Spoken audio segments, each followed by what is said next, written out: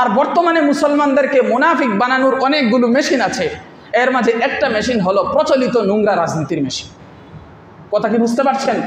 কথার মাঝে কোনো ভেজাল আছে? হ্যাঁ, কেউ যদি চ্যালেঞ্জ দেওয়ার হয় ধরিয়েন, হিস্টোরি দেখাইয়া দিব, গত 50 বছর কে কি করেছেন, নিজের ইজ্জত নিয়ে চলার চেষ্টা করবেন। ইমানদারদেরকে মুনাফিক বানানোর অনেকগুলো মেশিন পৃথিবীতে আছে, এর মাঝে একটা মেশিন হলো প্রচলিত নোংরা রাজনীতি, যেগুলো ইমানদারদেরকে চলে বলে কলে কৌশলে মুনাফিকদের খাতায় যুক্ত করে। এগুলো স্বীকার করুন আর স্বীকার নাই করুন, যারা ইমানের মেহনত করে তাদের কাছে সূর্যের মতো পরিষ্কার যে এই নোংরা রাজনীতি জাতিকে কিছু দেয় নাই। রাজনীতি হচ্ছে একটা পুণ্যের কাজ, যেই রাজনীতি রাসূল করিম সাল্লাল্লাহু আলাইহি ওয়াসাল্লাম শিখিয়ে গেছেন। রাজ্য পরিচালনা পুণ্যের কাজ, মানুষকে সুশৃঙ্খলভাবে দেশ পরিচালনা পুণ্যের কাজ, নেকের কাজ, সবের কাজ।